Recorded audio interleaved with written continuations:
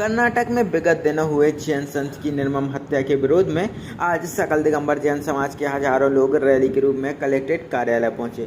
यह जुलूस 3 बत्ती से प्रारंभ हुआ, जो परकोटा, तीनमढ़िया, गोपालगंज होते हुए कलेक्ट्रेट कार्यालय पहुंचा, जहां कलेक्टर को प्रधानमंत्री के नाम एक ज्ञापन प्रेषित किया गया। सकल दिगंबर जैन समाज के पदाधिकारियों का कहना है कि कर्नाटक में बीते दिनों हुई संत की निर्मम हत्या से जैन समाज में आक्रोश है। आरोपियों को कठोर सजा सहित भविष्य में इस तरह की घटनाओं से पुनरावृत्ति न हो, इसके लिए शासन को सचेत किया है। बता दें कि जैन समाज द्वारा सुबह से अपने प्रतिष्ठान बंद कर विरोध दर्ज कराया जा रहा है और इसी के तहत आज यह ज्ञापन सौंपा गया है। बड़ी संख्या में बहुत ही बड़ा प्रदर्शन कलेक्ट्रेट कार्यालय में आप लोगों द्वारा किया गया, क्या मांगे हैं? कर्नाटक में हमारे दिगंबर मुनि के ऊपर जो जघन्य अपराध किया है अपराधियों ने, उसके विरोध में हम लोग यहाँ इकट्ठे हुए हैं। पूरा मौन जुलूस नमक मंडी से निकला और हम लोग 3 बत्ती पीली कोठी से होते हुए आज अभी यहाँ पहुँचे हैं और बहुत बड़ी संख्या में, मतलब जैन समाज तो ठीक है, जैनेतर समाज ने भी इसका इनका विरोध किया है, इस जघन्य कार्य का। इसकी हम लोग घोर निंदा करते हैं और हमें ये पुलिस से, कलेक्टर साहब से ये कहना है कि ये जो अपराध आम आदमी के लिए होता है और तो कितनी बड़ी गंदी घिनौनी हरकत मानी जाती है। और अब एक संत जो ना तो किसी समाज से किसी से कुछ लेते हैं, बस देते ही देते हैं, तो ये किसी भी समाज में कभी भी ये अपराधी सक्रिय हो सकते हैं। इसीलिए हम लोग सामूहिक रूप से ये कहने आए हैं कि इसका बिल्कुल विरोध किया जाए और अपराधियों को फांसी दी जाए।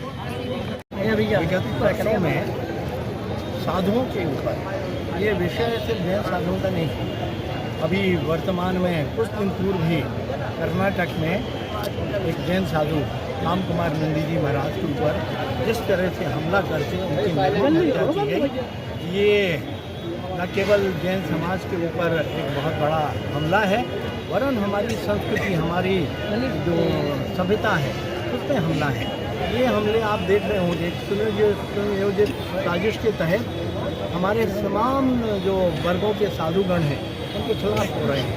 ये साधुगण जो हैं, चाहे जैन साधुगण हों, चाहे अन्य जैनेतर समाज के साधु, ये संस्कृति के और सभ्यता के संवाहक हैं, ये जीते जागते स्मारक हैं और इन पे हमला करके हमारे समाज के ऊपर हमला करने का ये अप्रत्यक्ष रूप से ये प्रयास है और इस प्रयास की हम कड़े शब्दों में निंदा करते हैं।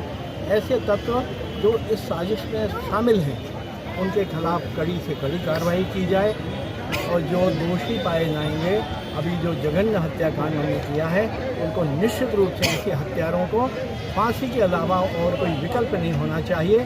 तुरंत उनको फांसी दी जानी चाहिए ताकि पूरे समाज के अंदर, पूरे देश के अंदर एक संदेश जाना चाहिए। ये आज का जो आक्रोश है उसी विषय को लेके है। मुझे उम्मीद है कि आगे के समय में जब साधुगण विहार करेंगे तो जिला प्रशासन को ये निर्देश हो कि साधुगणों की सुरक्षा की पर्याप्त व्यवस्था होनी चाहिए। कर्नाटक के पास में जो ये राम कुमार नंदी जी की जघन्य हत्या हुई, यह वास्तव में बहुत निंदनीय कृत्य है। इसको मानवीय कृत्य कहा ही नहीं जा सकता। यह अमानवीय तरीके से जिस तरह से साधु संतों की हत्या हो रही है और शासन प्रशासन से हमारे ऐसा गुहार है।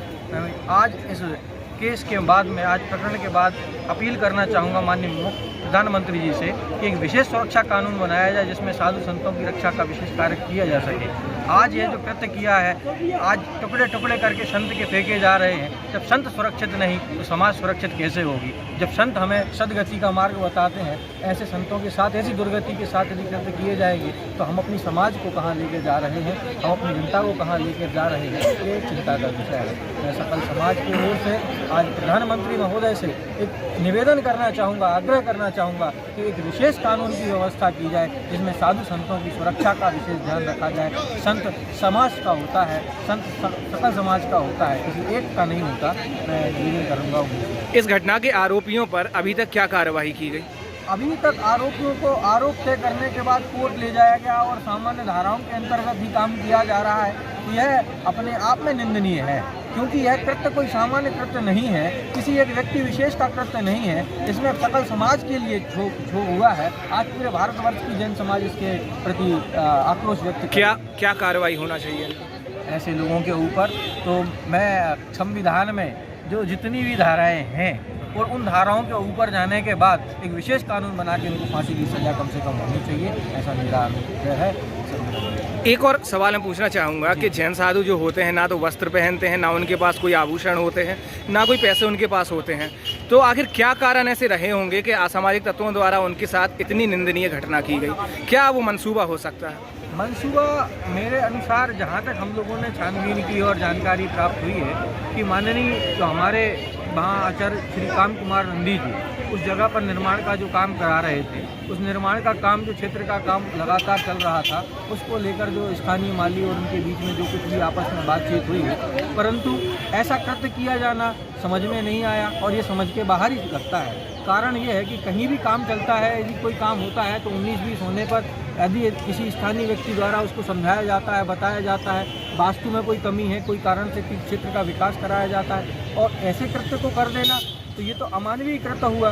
दूसरी चीज़, यदि हमारे साधु के पास कोई शस्त्र होता, कोई अस्त्र होता, या इनके ऊपर कोई हार प्रतिहार हुआ होता, तो उसके ऊपर इस तरह का कृत्य किया जाना हमें औपचारिक लगता है कि भाई अपनी समाज सुरक्षा में आपने कोई काम किया होगा। ऐसा साधु जो दिगंबर वेश में है, एक चींटी को मारने के पहले सोचता है उसके माध्यम से किसी जीव की हत्या नहीं हो सकती, और इस साधु के ऊपर ये निर्मम हत्या का काम करना, ये अपने आप में अमानवीय कृत्य है।